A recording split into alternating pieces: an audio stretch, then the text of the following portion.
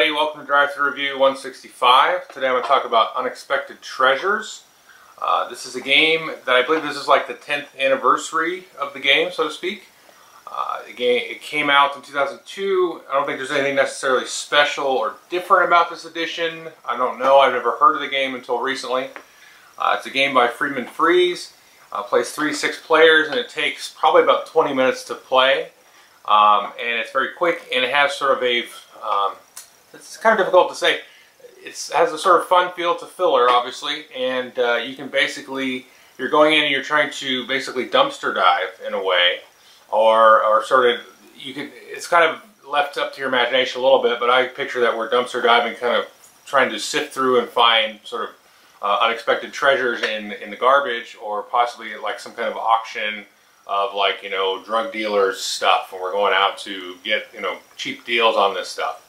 But you're able to like steal stuff from other players, and then you're trying to fulfill like these orders or these missions to get points.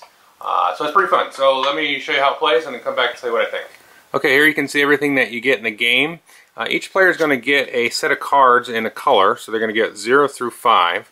And there's 6 different colors of cards, you know, 1 for each player. And you can see here, the players are basically going to be playing these cards one each round face down, then revealing it, which I'll talk about in a second. And there's also a thief card, which is the 0 card here. And then at the beginning of the game, you're going to take the number of these little tokens here equal to the number of players. So let's say we're playing with 4. We'll take these up, shuffle them up, deal them out, and then we're going to pass these out to each player. And these act sort of as a tiebreaker in a sense. I'll cover that in a second. Then we're going to take this deck of cards here. These are called mission cards. You're going to shuffle these up. Depending on the number of players, you may remove some of these, so maybe we'll take some out of the game, and then we'll flip some over. So what you're going to do is you're going to start flipping these over into the center of the table here, and then you're going to see some icons on here, and you're going to be basically trying to collect, in this case, a table, 2 chairs, 2 little old television sets there. And then what's going to happen, you're going to flip one up, and you're going to draw tiles out of this bag equal to the number of icons. So in this case, we've got 5 icons, so we'll draw out 5 tiles there, a little bit much there, so we'll flip those over. These will kind of go into the center here, and the players will start to get these. So what you're going to do is you're going to flip over cards until there are 2 tiles per player. So if we're playing a 4-player game, we're going to go until there's 8 tiles out here. So we've only got 5, we'll flip over another one, there's 2 more, which will give us 7, and I'll flip over that, which will put us over 8. So in this case, we will have 11. Now if you see here, you've got a radio tile here, and it's got that little dot there. That means this can actually act as a wild, so you can substitute this one for any of the other items. So players are then going to decide which cards they want to play. Take a card, put it face down, everybody reveals the card. So there's a special case with the 0, which I'll talk about in a second. But what you're going to do is the player that plays the 1, he's going to get to pick first, but he's only going to be able to pick 1 tile out of there. Whereas the player that selects the 5, he's going to go last, but he's going to be able to take 5 or whatever's left if there aren't 5 left. Now you don't have to take that exact number. You can take, you know, less than that if you want to, and you may want to do that once in a while. So afterwards, after everybody has taken the goods that they want, as soon as you take the goods, you can look and see, okay, do I have a set matching this one, for example? Let's say I had a chair, 2 chairs and a table and these, then I would take that and I put that face down in my supply. That's basically going to give me 30 points at the end of the game. It kind of shows you here the point value of these, plus these little bonus here for fulfilling the contract. That's the total amount of points. So you put that down at the end of the game, you'll have 30 points. If at the end of the game you still have some of these left over, you're going to get this number of points, and you add them up, and whoever has the most wins. The game will end in the last round when the last card comes out. You'll finish the round out, and then everybody will total up their points. Whoever is the most is the winner. So there's a couple, 2 exceptions I should say to this, and these are very much, you know, part of the game. First thing is, if you tie, so if I had played a 4 and my buddy over here had played a 4, we both played a 4, then we're going to take a look at these little tiebreaker tokens here in front of us. So let's say I had played the 1-4 and my buddy played the 4, and I had the 3 and he had the 1. So that means he would actually get to stay in and use his 4. I would have to take the card back into my hand, and I'm basically at home. I've never ventured out to try to find the garbage. But what's going to happen is we're going to swap these tiebreaker tiles. So now he's going to have the 3 and I'm going to have the 1. So for this round, I'm not going to get any goods. I basically have returned home. I'm not going to get any goods. Now the second aspect of that, and it kind of ties in with this, are these zero cards. Now when you play a zero card, then you basically are stealing this turn.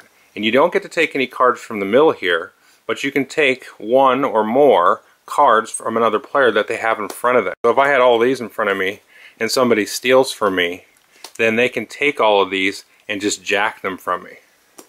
So you don't want to build up too much of a surplus stock of these tokens because they're likely going to be stolen from by somebody. And this also comes into play, you know, when maybe more than one person might want to steal something because they're going to see some different cards come out, and maybe you've got the tables or whatever is needed there, and you know the other players have the other parts to finish the mission there. So they maybe will compete for zero. So you know they try to outguess each other and double guess each other to also do the thief, because it'll have the same thing. Whereas you know if we both choose the thief, then we're going to look at our little tiebreakers, and then whoever has the lowest, you know, gets to go. The other one stays home, and then we swap the tiebreakers. Now, if you could have multiple people tie, and then you're going to end up kind of, you know, trading these all across the board. But whoever had the lowest is the one that stays in. Everybody else goes home. If you do go home, like let's say in the example of, you know, I played the 4, my buddy played the 4, I have to go home, then the thief cannot steal from me. If you're at home, you're not in here, you're not going to get any tiles this turn. You also can't have tiles stolen from you. So there's another little aspect to the game there. That's pretty much the game. You just, every round you're going to you know, flip up more of these contract cards until there are you know 2 tokens per player. And then if you know if you have a bunch of these out and you've already got that amount, then you always at least turn one new one over. So you might have a couple of these kind of sitting out here, you know, for players to get. And you basically try to grab as much of these, you know, that you can. You try to get the high value ones, and then you add up the points with the tiles, and then that's it. The end of the game. Okay, I hope you enjoyed the overview. This is a fun little game. It's right at that sort of gateway level. You know, if you have a group that you like to play like For Sale with, or No Thanks, or something like that, it's very simple like that. You know, the turn's very easy. Everybody puts the card face down, you show it, and then you just go from there.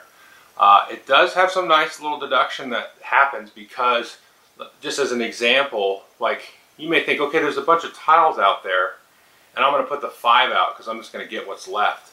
But if you know people kind of go high with their cards, there may be nothing in there for you. You may only get like 1 tile, so it's not always good to just go, oh, I'll get a lot of stuff, you know, and the people will go for the ones they really need, and I'll get a bunch.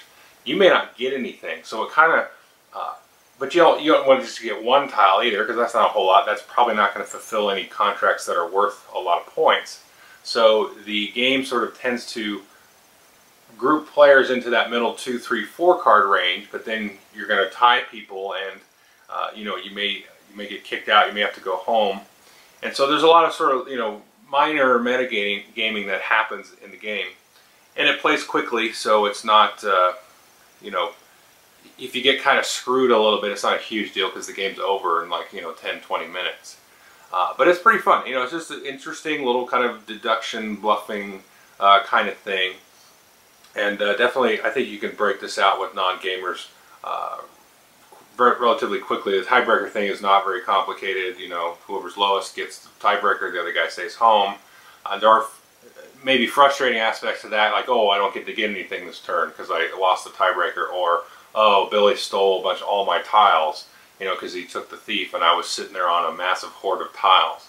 But you know, that'll be frustrating for folks. But I mean, it depends on their attitude, and I don't mind it. It's just it keeps the game from, you know, keeps you from hoarding a bunch of tiles and just sitting on them and then like cashing in, you know, like every mission that's out there, because you can do more than one. I don't think I said that. You know, when it's your turn, when you get your tiles, you can evaluate all the missions, and you can take 3 of them if you can fulfill the cost of those. So yeah, it's fun, it's light, and you know, I'd recommend it. I think this probably retails for $10 or so. I don't know. Can't remember. I did pay for this. I think it's like $10. It's like 8 or $10. I threw it in the order, but yeah. So take a look at it if you have the inkling, and that's Unexpected Treasures. Thanks.